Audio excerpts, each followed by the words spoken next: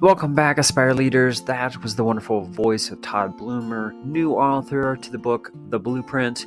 And we're going to be discussing that resource and a lot of other topics shortly. But before we jump in, I just wanted to let you know, in just a couple weeks, on September 30th from 5 p.m. to 9 p.m. Eastern Time, myself and Charlie Peck have constructed a free virtual summit where we're going to be giving tips and strategies specifically on student behavior and mental health. Last year was a challenge for student behavior issues, and I know that as we're starting off the school year, maybe that honeymoon period is ending and you're starting to see some student anxiety and some tough personal, family, academic, and social issues arising as you're trying to support them. In the show notes, you can find the link, thrivingeducator.org/summit, to get your free admissions to the School Behavior Solutions Summit. And we're going to have a ton of wonderful speakers at this event. We've got Todd Neslony, Allison Apsey, Dwight Carter, Darren Peppard, and so many more. I can't wait for this incredible summit with wonderful experts speaking for free. So again, dive into the show notes and click on that link for your free registration. Now, the guest this week, Todd Bloomer, is a principal out in San Antonio, Texas, and he is entering his 29th year in public education. We're going to discuss numerous roles that he's had and discuss some of the challenges that he's seen over the years as an administrator and how he's addressed those. Todd Bloomer is a highly sought-after speaker, coach, and consultant, and I'm super excited to discuss his new resource, The Blueprint. Welcome back, everyone, to Aspire to Lead, where we will be discussing the visions, inspirations, and experiences from top educational leaders. My name is Joshua Stamper, and you can connect with me on Twitter or on Instagram at Joshua_Stamper. All right, Aspire Leaders and Teach Better family, I have the honor and pleasure of having a wonderful author on the Aspire to Lead podcast, someone who's been in education for, Todd, correct me if I'm wrong, but I think it was 29 years, which is crazy. That's awesome. And I can't wait to tap into his wisdom and insight and experience. As before the mic was even turned on, we had a great chuckle about a raccoon and testing. So I don't know if we'll get into that today, but Todd has seen it all in all different types of roles, and I'm super excited to have him on the podcast. So with that, Todd, thank you so much for being on Aspire to Lead. Hey, thanks, Josh. It's an honor to be here. 300 episodes you just hit. Last couple guests, a huge accomplishment. And as I kind of joked, Rick Wormley, Darren Peppard, last two guests. Got big shoes to fill. I'm going to do my best to bring it tonight, but I appreciate you having me on the show, sir. Well, as a person living in Texas, I mean, I know you have the passion and energy to bring it tonight. So I have no doubt. So Todd, with that too, will you please just share a little bit about your background? I've touched on just a couple components of all the things that you've done, but I know there's so much more there. So if you wouldn't mind sharing just about your educational leadership journey. Yeah, no doubt. Thank you. 29 years ago, I left New York State, loaded up my 96 Geo Prism, drove to Houston, Texas, got a job doing what all New Yorkers do, teaching Texas history in a middle school, coaching football, baseball. Eventually met my wife, got married, had kids, moved to San Antonio, Texas, became an assistant principal, became a middle school assistant principal, high school assistant principal, middle school principal. And for the past 6 years, I've been a high school principal here in San Antonio. Blessed to lead a school, Winston Churchill High School, about 2,400 students. For a long time was the flagship school of South Texas. I still say is relevant and has just wonderful kids. I do live in the community. All 5 of my children have attended Churchill High School. They've all graduated from there. So my neighbors are not just my neighbors. They're also the families that I serve. Josh, living in Texas, their HEB is my HEB. Their church is my church. And I truly enjoy living and serving in the same community. And you can't beat the 1.2-mile commute that I have to work each morning, 5 minutes door to door. And so, blessed to be here, 29 years, 5 kids, still got gas in the tank and still ready to rock. Oh my gosh. Yeah. And so congratulations on your newly released book. I know it's been out not very long, The Blueprint, and I can't wait to dive into that wonderful resource. But before we do that, I was talking this morning with a group of administrators through the admin mastermind that we do with Teach Better. And they were talking kind of about the things that they are still on the back end of with COVID, right? That was kind of an insane time. And what was interesting was that a lot of the practices that are still in place were actually based in such a short period of time, just because we had to try new things. And like I said, it was a constant change every day. And some of those practices were like, why didn't we do this before COVID? and they started to implement things. And of course, there's now new practices. For you leading a large campus, I mean, you just talked about a high school. I know the area that you're in. How did that look like after COVID? Basically, it's kind of like BC. When you look Yeah. at time, you have before COVID, you have after COVID, Yeah. and the principalship has totally evolved. Like I think back to what the principalship was like in 2019, 2020. I think back to what the principalship was like during COVID, and I think what the principalship is now. And I look at it in three parts. Prior to COVID, totally different story. During COVID, the old adage of building the plane as it's flying, and now post COVID, really 4 years out of COVID, 3 years out of COVID is getting kids back into really what it was. And so one of the things that I think is my hat goes off to the people that have served before, during, and after COVID, because like so many people have left our profession and made it, they've cashed out, and I don't blame them for that because it's been, extremely difficult. Leading during COVID, post COVID, Josh, one thing that just really jumps to mind is, being able to hire teachers and teachers leaving, I'll just say on a Tuesday, not even giving you 2 weeks notice, like teachers coming in and just saying, I'm out. And I'm like, what? Semester? No, I'm out like today. And so that's been a real challenge. And then also it's become a challenge as a principal of really finding great people to be on your campus, because like there's a shortage and we're all fighting for the same folks. And so really looking at hiring as being a 365 day a year, calling and profession for what you have, really not being afraid to reach out to people and say, I want you on my campus. And then really, I think the biggest change, and I don't know about Colorado, but here in Texas, is the number of teachers that are alternative certified. And what is that doing as we come in? How are we onboarding them? How are we keeping them? And then how are we ensuring they're giving great instruction to our kids in the classroom? And then lastly, looking at those teachers and saying, okay, if I told you 1 year after COVID, I hired 38 teachers, like that's no lie. And then I have to keep those 38 teachers. Otherwise, I'm just going to be hiring 40 and 45 teachers each year. And that's just not good for the profession. So post COVID, really, what are we doing to support teachers and ensure they stay in the classroom without coming in with the student teaching experience? And so, just one of those things that really jumps up to me. And alternative certified teachers bring great experience. They bring a wealth of knowledge. They bring business, they make a little bit of maturity, sometimes a little bit older type candidate for what you have. But I think as a principal, how do I support them? How do I make sure they stay in the profession? How to make sure they're giving our children the best education they possibly can? So it forces the principal out of the office. Like, you can't be in an office. You got to put your pair of Adidas on and you got to be out and you got to be in classrooms and you got to be supporting teachers, because you can't just give the keys, close the door, and then see you in October. So it's really making sure that you're supporting teachers more than you've ever supported before. Todd, I would love to kind of dive a little bit deeper in that, because I think it's so true. I had CJ Reynolds on, and he was talking about looking out the window and he saw a teacher going to their car, but it was with like a microwave and a box of items. And it was like you said, it was like on a Tuesday. And obviously as the principal, you're in charge of a whole host of things, but one of them is the campus culture and, like you said, providing that support. So what does that look like on your campus? What are you trying to do to make sure that that teacher retention is there? And obviously, like you said, the support to make sure that they're feeling successful. I think at the beginning is you got to treat the folks as adults. Yeah. And, in this day and age when the longevity isn't there and the job, in the old days, our parents, they stayed at their job for 40 years. Nowadays, you look at all these studies, the folks are leaving, working 4 or 5 jobs. So I think the first thing is you got to treat any adult like a professional that they are. And so some simple things that we do on our campus: brew a giant pot of coffee every morning out. It's an old industrial size pot of coffee, encourage people to come by so that they're able to pick up a cup of coffee, but also great conversation. Second thing, you can wear jeans any day you want at Churchill High School. It is a small thing, but it is something that treats people like professionals as they're kind of going for what you have. And then I think, honestly, the principal has to be so much more invested in knowing their teachers. Like, I have to be, as principal of a high school of 160 teachers, I have this wild desire that I can visit every teacher every day. And I can't do that. I have 9 buildings. I don't do that, but it's the drive to get out. And it's my drive to connect with people, to see them as just a human. Hey, Josh, how you doing? Like, where did you went camping this summer? How was your camping trip? How is your son doing in Little League baseball? So it's building really family and culture on a campus. And I know every principal will talk about that, but like you have to model it from the principal. And then you have to be out and about in everything that you're doing.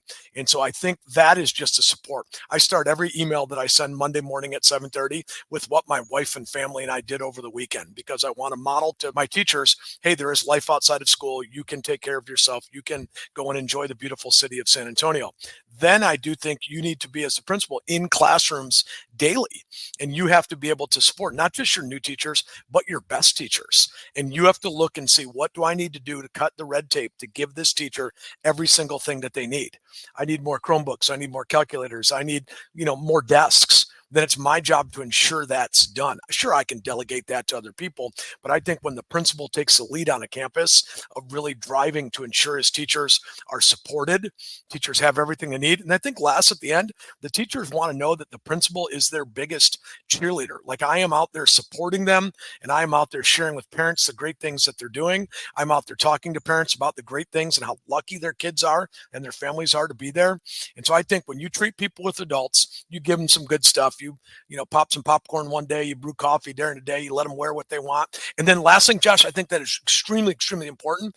When a teacher comes to you and says, hey, my child is in the school play and can I get coverage and I need to leave an hour early, or you know what, can I come in late? My kid's getting an award at a campus. If we talk about family, then I think we do anything that we can on a campus to ensure teachers can be with their family. Because if you got to choose, everybody's going to pick their family. And if we're going to say, no, you can't go, or no, you got to take a day off, then people are going to say, well, I'm not going to work here any longer, because we talk about taking care of other people's kids, but we don't take care of our own kids. So I think it's a respect thing. I think teachers got to know me. They got to feel comfortable coming to me. They got to feel comfortable knowing that if I bring them an issue or concern, I'm not going to judge them, but I'm going to get them what they need to be successful. And I think if you put all of that together, you've got a recipe for a place people want to be at. And at the end of the day, that's all you can ask. We're not perfect. We've got all kinds of problems. But at the end of the day, we work together. We take care of each other, and we talk about being a family. And I think the actions match the words that we have also. I think that's so true, Todd. I love what you're saying, because I'm thinking about different leaders that I worked under. I had someone that would let me go to my kids' elementary school on their birthday to surprise them for lunch.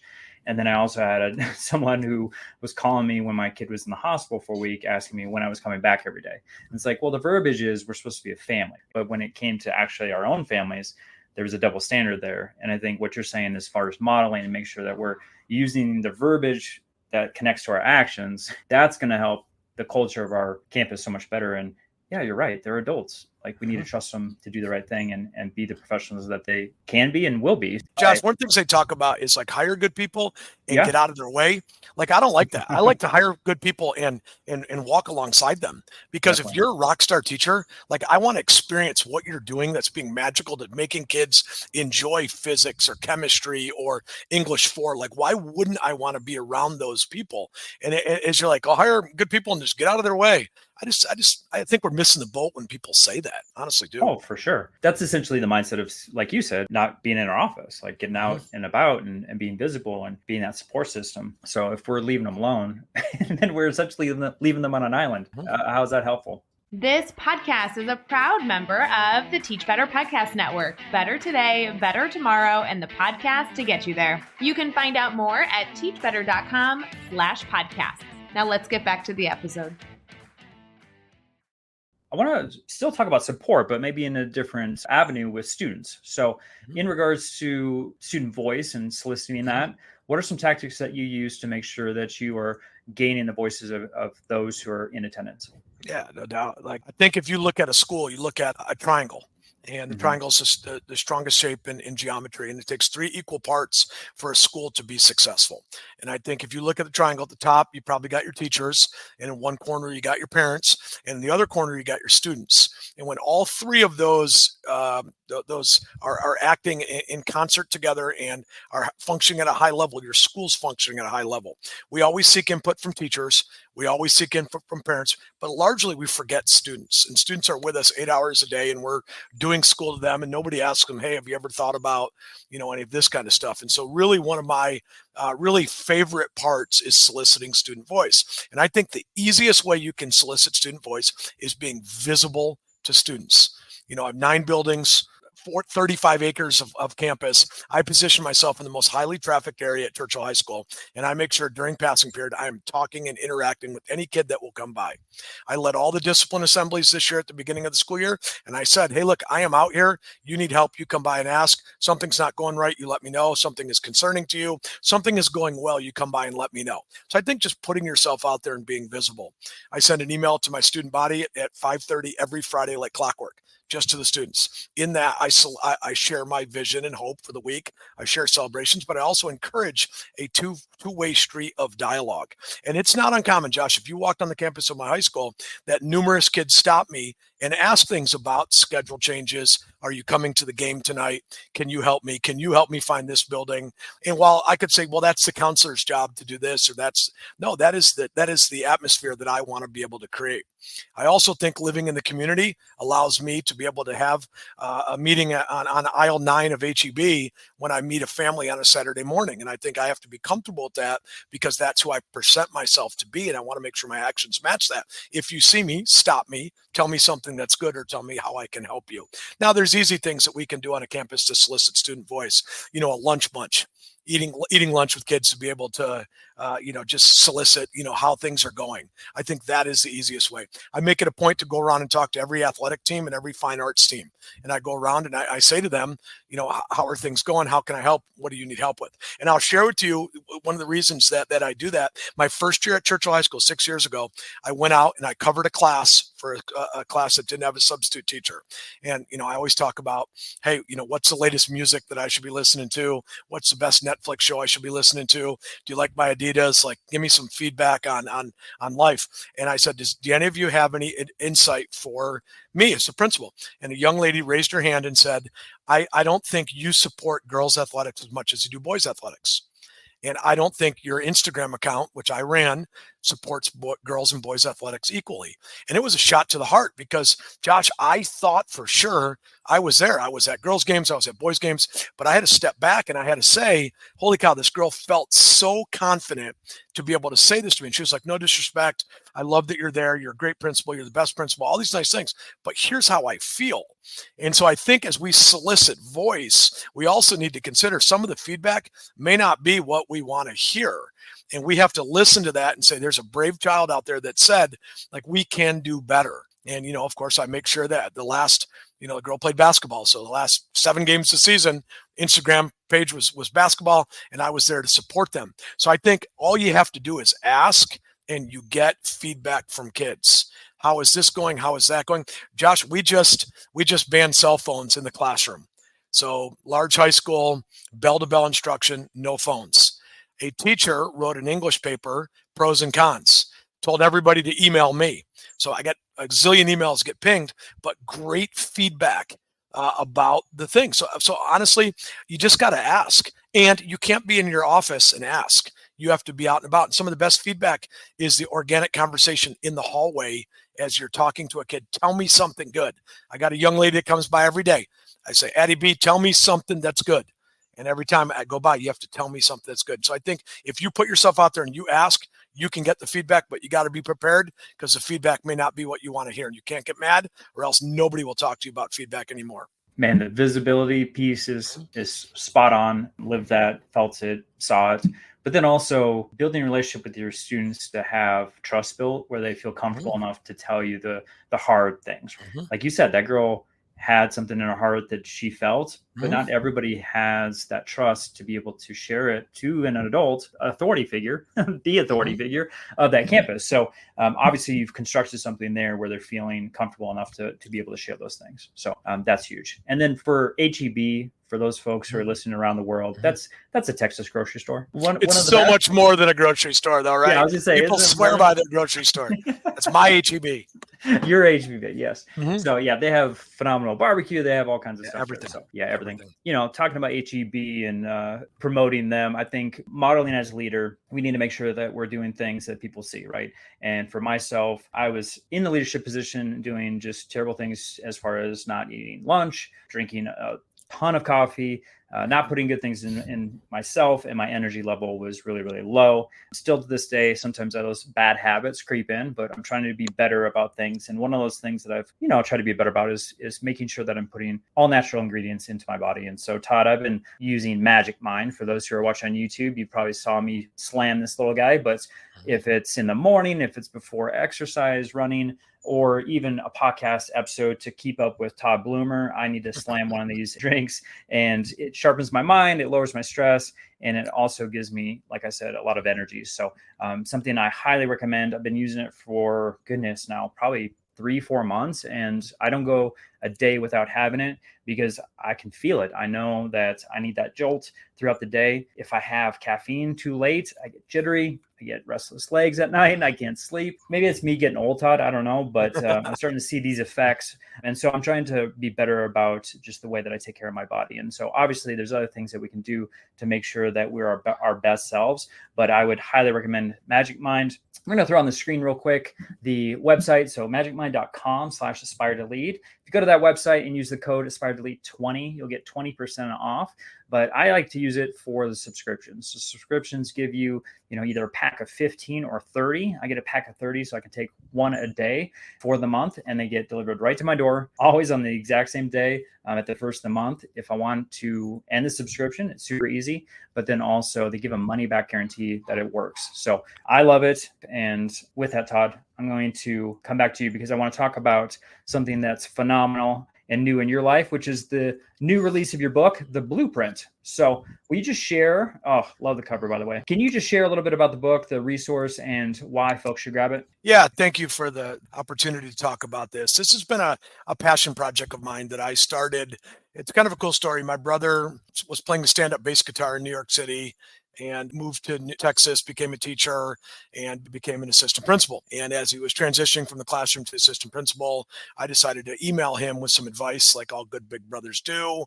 And pretty soon that turned into a little bit longer than an email. Pretty soon that turned into, hey, I think I got an idea. And pretty soon that turned into the guts of the blueprint. And so the blueprint basically is a leadership guide to survive and thrive as a school administrator. And it takes administration prior to COVID, during COVID, and after COVID, and it provides support and structure, systems, advice, and more importantly, I think the stories and the vulnerability of being a leader and failing in the first years in leadership. And this is my 10th year as a principal, 6 at a high school, 4 in a middle school. And my first year as a principal in a middle school, I was not the leader I am today. I was not effective. I couldn't get out of my way. It was like quicksand. Like, I don't know, when I was growing up, it seemed like quicksand was going to be the death of me. And every time I went outside, and I was just falling in quicksand as an administrator. And like, I wasn't taking care of myself. I was, a poor dad, a poor principal, a poor husband, and really pulling myself up by looking in the mirror and being vulnerable and saying, okay, how do I get these structures and systems back in place so that I can be the principal that I know that I can be? And so through setting that up, through telling my story, and then through building structures and systems, the book has a great 30-day entry plan. The book has a plan about, basically finding a coach and a mentor and a tribe of people to be able to support you. It dives into culture and climate. It dives into hiring. And then really the last chapter is probably my favorite chapter. It really deals with like what I would do differently. Like, what would I do differently if I started this over again so that I am taking care of myself, so that I'm being a better husband, so I can be a great principal and a great dad, a great principal and a great husband, what I would do differently as a principal. And through the book is just chocked with great advice from better leaders than me, and really the blueprint has been out about a month now. It is available on Amazon. It is also available on my website, and really it's been a extremely humbling experience. You've put a book out and working on your second book.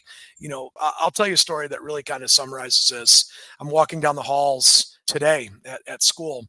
Teacher says, "Hey, Bloomer, Pierce wants to talk to you." So Pierce hops up from his desk with a copy of my book and asked me to autograph the book. You don't want to cry in front of kids, but you choke up because here's somebody who spent his own money on my book. Like, who the heck would buy the principal's book? If I was in high school, I would not have spent my money on my principal's book. And so it's just been a really humbling experience. And really, if I could toot my own horn just for a second, where the feedback I've received from leaders and people doing the job or aspiring to do the job is that it is practical, and it is from a practitioner that is still doing the job. And I think that's relevant, because we have the same experiences, we have the same struggles, we have the same pressures that we're having. And it's just different. Like we said, it's different prior to COVID.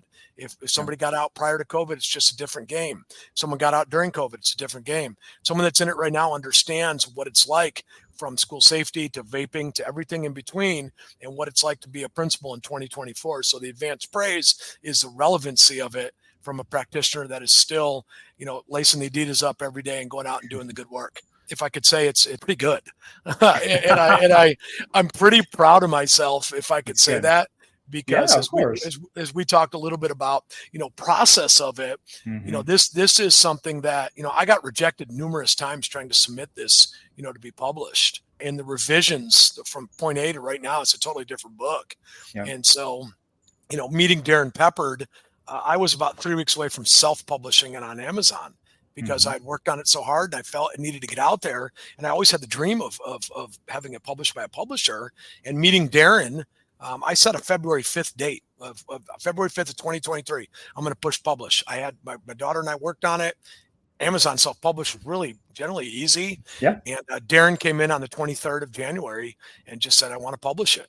And so, like, really never giving up, and really, sticking with it. Winston Churchill High School is our alma mater. And we have a saying at Winston Churchill High School is never, never, never give up. That was one of Churchill's sayings. And like, this is me living that advice, because I had a dream and there was nobody that was going to stop me from reaching this dream. And I never, never gave up. And now I have a copy in my hands that nobody can take away from me. And it's one of those things that's just truly humbling. And I also have to pinch myself, because that's my story that's out there. And somebody, the other day, Josh, there was a guy in Kansas who bought my book on my website, and I don't know him. And he just went and saw it and said, I'm going to buy this book. And so that's the humbling spot. Like, my friends have bought the book, my family's bought the book, but someone that doesn't know me to buy the book, that's kind of special. Yeah, for sure. No, I definitely realize that. People don't understand, like, the grind that comes from the book process, but then also, submit it to a publisher. I mean, the editing process, the book cover. I mean, there's so many different components to it. And Darren, I can't say enough about that guy. And my listeners know how I feel about Darren, as I just recorded with him last month. He's a great dude and phenomenal leader. So glad that he published such a wonderful resource, and something that is needed. I mean, there are so many leaders, especially right now, as people are transitioning, like you said, out of the profession. A lot of people are moving up quickly. They don't have training on the crazy stuff that we see on a daily basis. So, your book obviously is a guide for them in that new position. So, Todd, you had talked about some, practices that you learned based on the first year of failures. And I always like closing our conversation with an actionable item. So I don't know if you want to tie it to your book or not, but I always ask every guest, for our aspiring and current leaders, if there's something they can do tomorrow or next week to enhance their leadership journey, what would you recommend? Yeah, no doubt. And I will tie it back to my book and my tough year that I had. And I realized if I was going to get back to the leader that I knew I could be, people had to get to know me, and I had to get to know them, and they had to understand where my core was. So I had to get real clear on my clarity, my vision, my mission. But also they needed to get clear on who I was, like, who am I as a person? So I would say to any leader that's out there, if you're a building principal or an assistant principal, I stole this from Jimmy Casas, and I've been using it for years, is you schedule 15-minute meetings with people to get to know you. And I like to do that not only with new teachers, but veteran teachers. And I like to do it twice a year. And I submit to them 3 or 4 questions that they can pick from. But I always say one thing that at the very bottom, I'm going to ask one question. And it could be anything about, like, what is something, if you're a brand new administrator coming in, what's something about your school that you really love, or what's something that you hope that always stays with us or continues, or where's an area that you think I need to focus on this year? And really, you guide your questions around them. And people enjoy what I failed to realize my first year. People enjoy interacting with the principal. Like, people like FaceTime with the principal. And I never thought that, because I wasn't like that as a teacher or a student. And so, like, I really feel like providing opportunities for teachers to be able to provide input and teachers being able to come by and talk about what they love. And then also from that, building off of that, tell me a little bit about yourself. Where are you from? Where'd you go to high school? How many children do you have? What are they involved in? And then really remembering that and then being able to ask about that. So really, I would say as you take away from this, and this is something I did in year 2 of my principalship, was really taking time. I call it in the book, I call them doorway conversation or hallway conversations. But you can also bring them back to your office and say, can you tell me a little bit about this? Tell me about you. What do you love about the campus? What's a tradition that you have? Why do you come to work each day?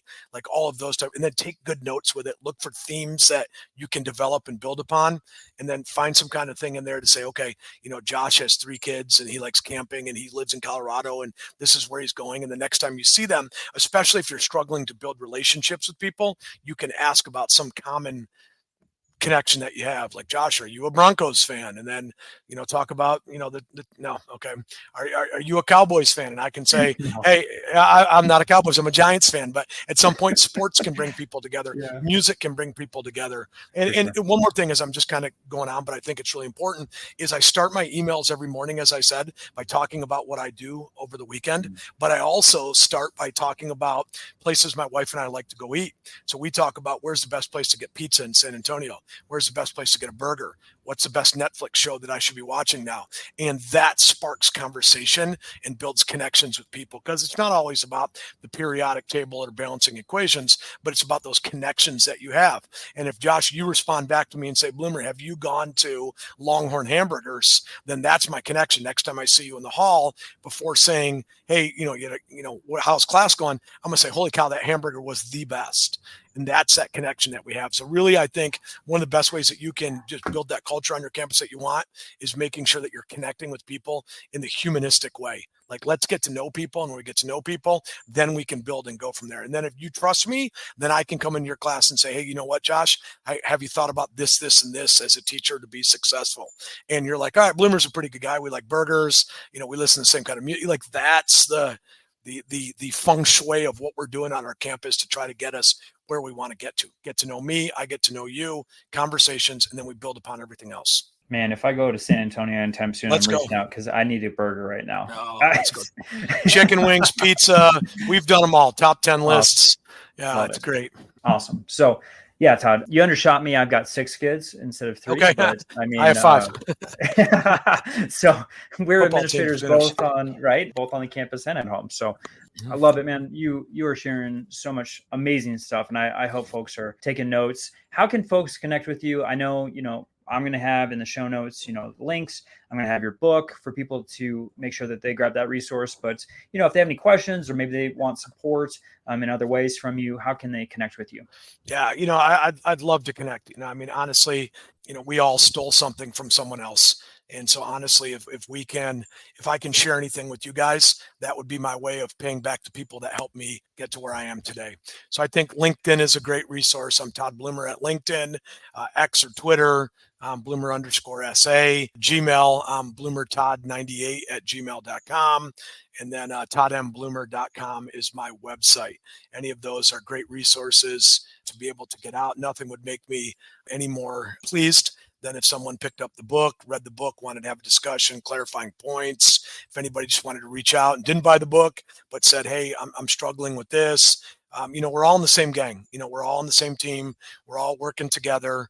We're doing what's right by kids. And that means we have to come together instead of like hoarding our ideas and not sharing. Like, now is the time where we have to say, hey, here's my idea. Can you build upon this? And can you make that better?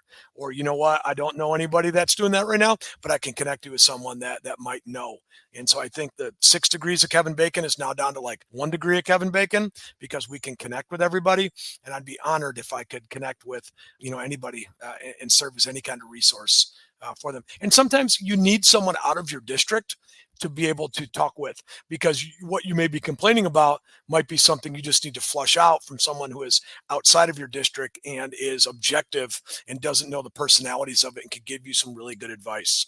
And so that's why it's so important to have a coach, or just someone you could pick up the phone, call, email, reach out to. I'd be honored if I could be that to anybody that's listening to your show. Awesome. And yeah, stealing is 100% permissible. I mean, that's it's legal. why I created this podcast. steal away. So Todd's got a ton of insights, experience, wisdom. Like I said before, please tap into him. And man, Todd, I am so glad that I got to connect with you. Thank you so much for, not only being on the show, but also providing such a powerful resource for so many people to connect with. And then just all that you do on your campus, in your community, and with your students and with your families. Thank you, Josh. And I'd be honored one day to go you around Churchill High School and grab your burger down at Longhorn, because that's a legit burger just up the road from us. All right, 100%. Life goals. We're going to make it happen. Let's go. I appreciate you, Josh. I really do.